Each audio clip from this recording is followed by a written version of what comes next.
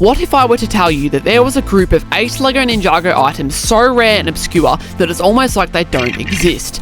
And these items aren't sets, nor minifigures, nor pieces. They are trading cards. So in this video, we are going to take a deep dive into the weird story of the LEGO Ninjago Special Edition cards.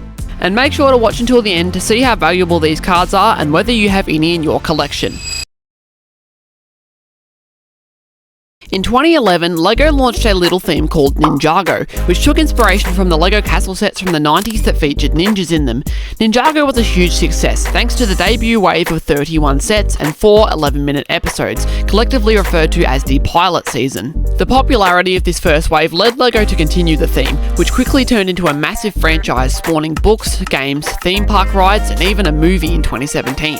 And Ninjago is still going strong to this day, but the subject of this video relates to some of the earliest products in the theme's history. Because during the first 2 years of Ninjago, there were several spinner sets. Each 2011 spinner set contained a minifigure, some accessories, and 5 unique playing cards. And the 2012 sets were pretty much the same, but now with an updated spinner design and added spinner crowns. The spinners and cards were designed to be collected and played with, but they could also be used as a game. The game was creatively called Ninjago Spinners, and the cards and the spinners themselves could be used in all sorts of different ways. But for the sake of this video, we're only going to focus on the actual collecting aspect of the cards. The pilot season featured 90 different cards, consisting of 17 character cards, 64 playing cards, and 9 special edition cards. Likewise, Season 1 contained 131 cards, consisting of 25 character cards, 100 playing cards, and 6 special edition cards. Combining both seasons, we get a grand total of 221 cards, of which I personally own about 140 of, as well as plenty of double-ups. Each card generally only appeared in one set, and each character card came in the spinner featuring their respective character. To make things a bit more difficult, there are also 2 different versions of each card, the North American version and the international version. However, as far as I can tell, the only actual difference is the numbers down on the bottom, which don't matter in the slightest, so it's not really a big problem. The trading cards each had unique and amazing artwork on them. One of my personal favourites is NRG Kai, and whilst some cards were rarer than others, the fact that they weren't randomised and could only appear in select sets made them a lot easier to collect than if they were in blind packs or something like that. Though nowadays some are definitely harder to find than others, like the cards that came with the very desirable and super valuable NRG Ninja, but these absolutely pale in comparison to the true rarest Ninjago cards, which we will discuss next. Remember how before I mentioned that there were a total of 15 special edition cards? Well, these are some of the most difficult to find items to ever come out of this theme, and I'll explain why in a minute, but first let's take a look at each one individually. From 2011, special card number 1 is a lenticular version of character card 5, Sensei Wu. Special card 2 is a lenticular version of character card 1, Kai. Special card 3 is a lenticular version of character card 6, Crazy. Special card 4 is a shiny golden version of playing card 45, Force Field. Special card 5 is a shiny golden version of playing card 69, Off Balance.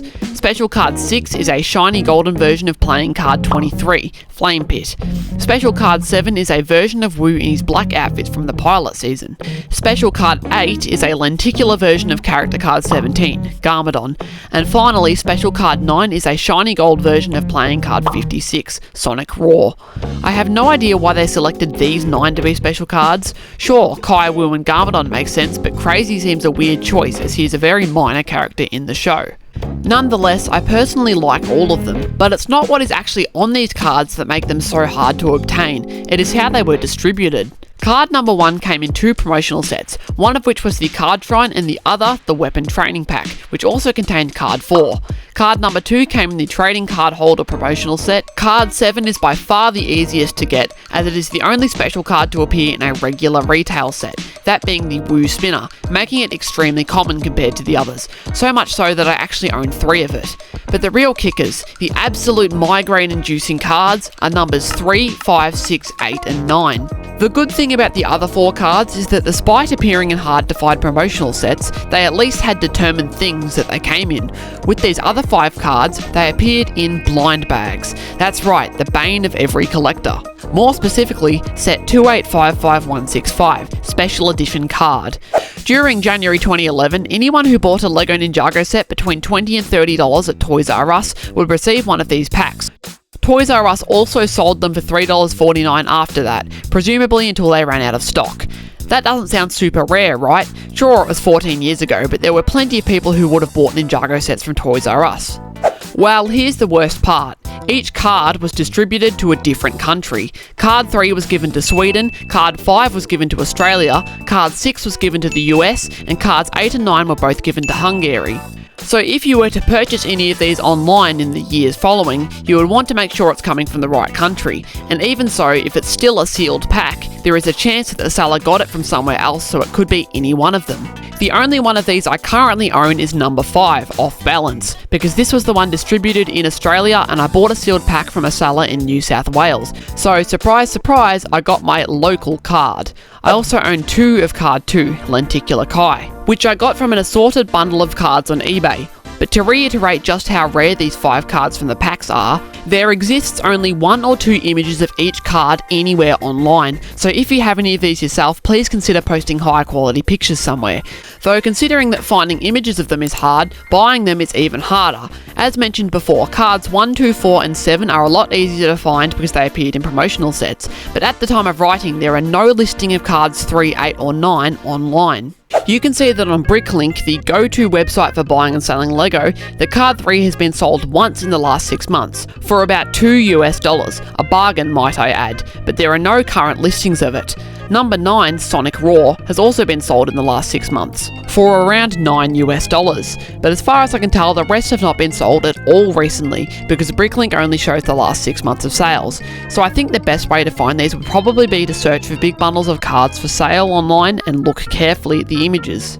You could also try buying the sealed packs, but there are very few of those for sale currently, and you never know if you end up with one you already had. And the fact that 8 and 9 both come from Sweden means if you buy a sealed pack from Sweden, you don't know which one it is.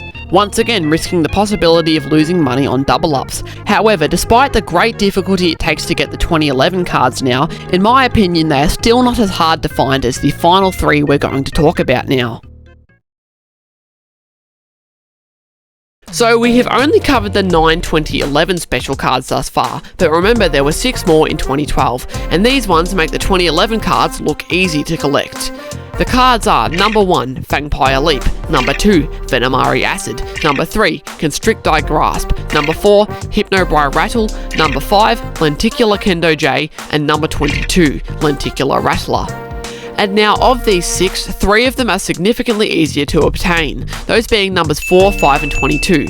So card 22, Lenticular Rattler, is obviously based on the regular Rattler card. This also clearly should have been labelled Special Card 6, but there must have been some kind of error or something, hence why it is numbered the same as the regular card. This one only appeared in the Rattler Shrine set, of which I found 7 of for sale online at the time of writing, so it's difficult but not impossible to find. Same goes for card 5, Lenticular Kendo J, which only came in the Kendo J booster polybag, of which there are currently at least 17 of for sale. I find it interesting that there is a Lenticular Kendo J when there is no regular Kendo J card, but hey, it's better than nothing. And the final relatively easy card to get is number 4, Hypnobri Rattle. This appeared in the Ninjago surprise bag, and again there are at least some for sale online, so it's not impossible to acquire. But this one has a catch, and it ties into cards 1, 2 and 3. The first 4 special edition cards from 2012 are based on each of the Serpentine Generals, because they didn't receive character cards. Though the method of obtaining all these cards, apart from Hypnobri Rattle, was incredibly obscure. They came in this special edition card pack, similar to the 2011 one but green now.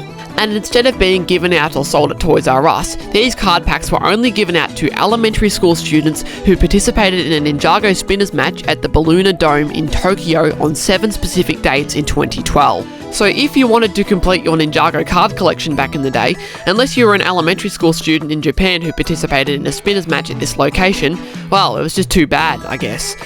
Needless to say, cards 1, 2 and 3 are extremely hard to find now. If anyone watching has any of these 3, I suggest you go and buy a lottery ticket right now, because luck is clearly on your side. And to make matters worse, the fact that Hypnobri Rattle could also appear in these packs, but did definitively appear in the surprise gift bag, means that if you already have that card and you buy one of these packs, you don't know if it'll be a double up.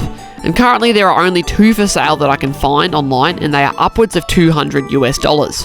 Well, how about buying the cards individually? There are approximately 0 of Fangpire Leap for sale, and there is 1 Constricti Grasp in Poland for $1,000 US. As for Venomari Acid, when I started writing this script it didn't even have a bricklink listing. However, there is now a seller claiming to have one that will go up for sale when the card gets approved as a real item. Currently it's pending approval on the website. Not to mention the fact that there are only like 2 images of each card online, mainly on the Ninjago Wiki. Cards 1 and 4's images were uploaded by Woo224, Venomari Acid by Sekomi, and Constricti Grasp by Arthur Wayne. However, I did find a glimpse of Fangpire Leap in a Reddit post from 2 years ago by Thomas1123. Though for a better look at the cards, I highly recommend this video by Dziki Shab, I absolutely mispronounced that, who generously let me know about it in the comments on a video of mine a little while ago. The video showcases all 6 special edition 2012 cards, so once again go check it out, or leave a link in the description. And the reason that I think the 2012 cards are harder to find than the 2011 ones is simply because significantly more people would have purchased a set from Toys R Us in one of a few different countries in January 2011 than the amount of people that would have participated in an obscure tournament in Tokyo. But long story short, completing a Ninjago card collection was always extremely difficult, let alone in 2025, 13 years after their release. And on a related note, if anyone has any of these special edition cards on screen that they would be willing to sell and ship to Australia, please get in contact with me. Thank you for watching. All credit for the images in this video goes to the people who uploaded them onto the Ninjago Wiki, and I hope you enjoyed another in-depth look at a niche topic. For all the dinosaur fans who joined from my last video, expect a video on the Jurassic World Rebirth sets in the very near future. And for all the Ninjago fans, expect some discussion on the March sets and minifigures and Ninjago City workshops very soon. That's been all for today folks, have a great day and see you in the next video.